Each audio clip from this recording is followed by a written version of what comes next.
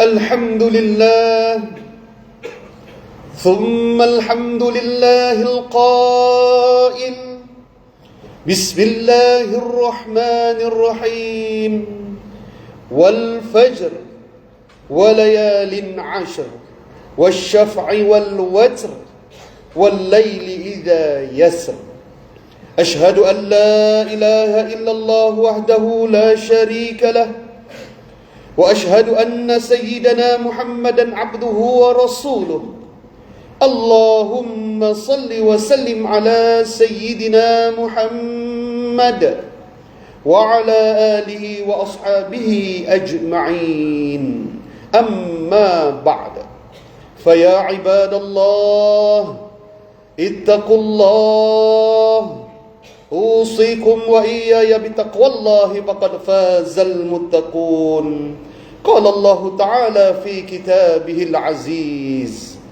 يا أيها الذين آمنوا أطيعوا الله وأطيعوا الرسول وأولي الأمر منكم فإن تنازعتم في شيء فردوه إلى الله والرسول إن كنتم تؤمنون بالله واليوم الآخر ذلك خير وأحسن تأويلا. Wahai orang-orang yang beriman, taatlah kamu kepada Allah dan taatlah kamu kepada Rasulullah dan kepada ulil amr, yaitu orang-orang yang berkuasa dari kalangan kamu. Kemudian jika kamu berbantah-bantah, yakni berselisihan di dalam sesuatu perkara, maka hendaklah kamu mengembalikannya kepada kitabullah dan kitabullah, yaitu Al-Quran dan sunnah Rasulnya. Jika kamu benar-benar beriman kepada Allah dan hari akhirat, yang demikian adalah lebih baik bagi kamu dan lebih elok pula kesudahannya. Sidang Jumaat yang dirahmati oleh Allah, marilah kita sama-sama bertakwa kepada Allah Subhanahu wa taala dengan melaksanakan segala perintahnya dan meninggalkan segala larangannya.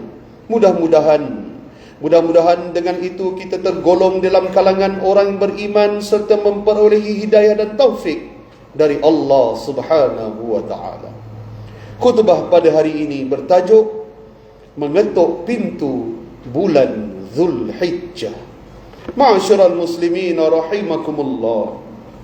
Sebaik-baik manusia adalah mereka yang sentiasa berusaha menjadikan diri mereka lebih baik daripada hari semalam. Begitu juga dengan orang mukmin, mereka akan sentiasa menggandakan usaha untuk memperbaiki dan meningkatkan imannya di sisi Allah Subhanahu wa taala. Iman tidak akan datang dengan begitu mudah, akan tetapi ia perlu diusahakan, disemai dan dibaja supaya terus hidup dan berkembang subur. Bulan Zulhijjah yang sedang kita lalui ini merupakan salah satu daripada bulan-bulan yang terbaik untuk membentuk jiwa kita. Berada pada 10 hari yang terawal dalam bulan Zulhijjah adalah suatu rahmat dari Allah Subhanahu wa taala.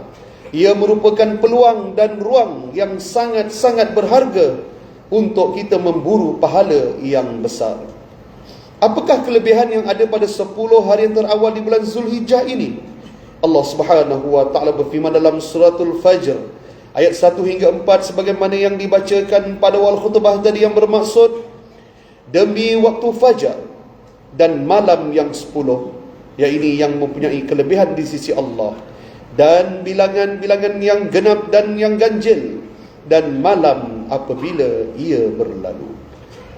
Sidang Jumaat yang dirahmati oleh Allah, bulan Zulhijjah memiliki banyak fadilat dan keutamaan. Yang pertama, bulan Zulhijjah ini adalah termasuk di dalam kumpulan 4 bulan yang haram.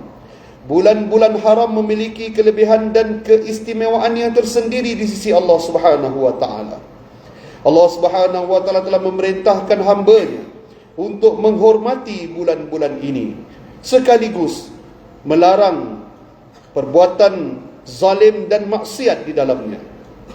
Bulan haram mengingatkan kita bahawa setiap amal kebaikan yang dilakukan akan diberikan ganjaran yang besar. Begitu juga setiap dosa dan maksiat yang dilakukan akan diperkira menjadi lebih berat. Dalam sebuah hadis yang diriwayatkan daripada Hadrat Nafi' bin Harith radhiyallahu anhu, bahwasanya baginda Rasulullah sallallahu alaihi wasallam pernah bersabda yang bermaksud, sesungguhnya waktu itu berputar sebagaimana keadaannya pada hari Allah Subhanahu wa taala menciptakan langit dan bumi. Setahun itu terkandung 12 bulan. Di antaranya ada 4 bulan yang haram. 3 daripadanya berturut-turut, iaitu Zulhijjah, Zulqa'dah, Zulhijjah dan Muharram, serta bulan Rajab yang biasa diagungkan Bani Mudar, iaitu antara Jamadil Akhir dan Sya'ban. Hadis riwayat Imam Bukhari.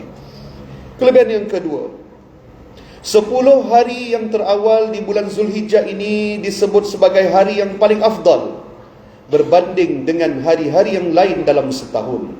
Rasulullah SAW sendiri mengiktiraf 9 hari ini sebagai hari-hari yang terbaik di atas muka bumi ini. Dan baginda menggalakkan umatnya supaya merebut ganjaran pahala pada hari-hari tersebut dengan melakukan amal-amal saleh sebanyak mungkin. Hal ini disebut dalam sebuah hadis yang diriwayatkan oleh Abdullah bin Abbas radhiyallahu anhuma, bahwasanya baginda Rasulullah SAW pernah bersabda yang bermaksud, tiada hari-hari yang padanya amal soleh dilakukan yang paling disukai oleh Allah melainkan pada hari-hari ini, iaitu 10 hari terawal di bulan Zulhijjah. Maka para sahabat telah bertanya, ya Rasulullah, walaupun jihad di jalan Allah tidak dapat menandinginya. Baginda pun bersabda, ya, walaupun jihad di jalan Allah, melainkan jika seorang lelaki itu keluar berjihad pada jalan Allah bersama-sama hartanya, kemudian dia langsung tidak pulang kembali ke kampungnya. Hadis riwayat Imam Bukhari. Kelebihan yang ketiga, Allah Subhanahu wa taala telah memilih bulan Zulhijjah ini sebagai bulan yang mempunyai kelebihan dalam melakukan ketaatan kepada Allah. Bermula dengan keberkatan pada 10 hari yang terawal di bulan ini, lalu ia kemudiannya disusuli pula dengan hari Arafah dan Aidul Adha. Kita digalakkan untuk mendirikan solat-solat sunat, bersedekah, berselawat, berpuasa di siang hari dan banyak melazimi zikrullah. Ibadah puasa adalah di antara amalan sunat yang digalakkan bermula pada hari pertama sehinggalah hari yang ke-9 dalam bulan Zulhijjah, terutamanya pada hari yang ke-8 yang disebut sebagai hari Tarwiyah dan pada hari yang ke-9 disebut sebagai hari Arafah. Rasulullah SAW menjelaskan tentang kelebihan berpuasa pada hari Arafah yang disunatkan bagi orang yang tidak terpilih untuk menunaikan ibadah haji. Baginda bersabda sebagaimana dalam sebuah hadis yang diriwayatkan daripada Hadrat Qatadah radhiyallahu anhu. Beliau berkata bahawa yang bermaksud Rasulullah SAW pernah ditanya tentang berpuasa pada hari Arafah. Lalu baginda Nabi SAW pun menjawab, puasa dapat menghapuskan dosa-dosa yang dilakukan pada 1 tahun yang telah berlalu dan 1 tahun yang akan datang. Hadis riwayat Imam Muslim.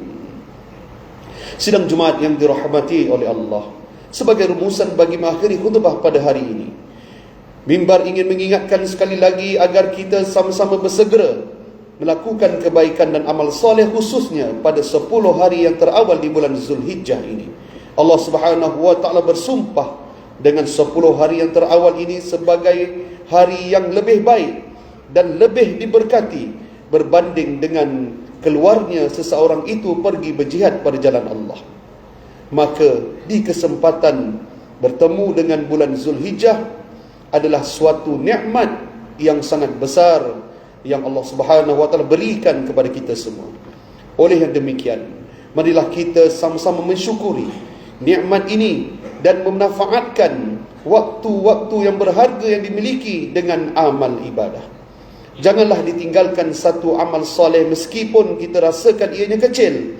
Gunakanlah peluang dan ruang di saat Allah Subhanahu wa taala masih lagi memberikan kita semua nikmat umur, yang masih berbaki ini untuk melaksanakan amal ibadah pada bulan Zulhijjah. A'udzu billahi minasyaitonir rajim. Walladzina jahadu fina lanahdiyannahum subulana wa innallaha lama'al muhsinin. Suratul Ankabut ayat 69 yang bermaksud, dan orang-orang yang berjihad dengan bersungguh-sungguh kerana memenuhi kehendak agama kami, maka kami akan tunjukkan kepada mereka jalan-jalan kami, iaitu yang menjadikan mereka bergembira serta beroleh keredaan. Dan sesungguhnya pertolongan dan bantuan Allah itu hanya diberikan kepada orang yang berbuat kebaikan. Barakallahu li wa lakum bil Qur'anil azim wa nafa'ani wa iyyakum bima fihi minal ayati wadh-dhikril hakim wa taqabbala minni wa minkum tilawatahu innahu huwas samiul alim. Aqulu qawli hadha wa astaghfirullahal azim li wa lakum wa lisairil muslimin wal muslimat wal mu'minin wal mu'minat فاستغفروه فيا فوز المستغفرين ويا نجاة التائبين.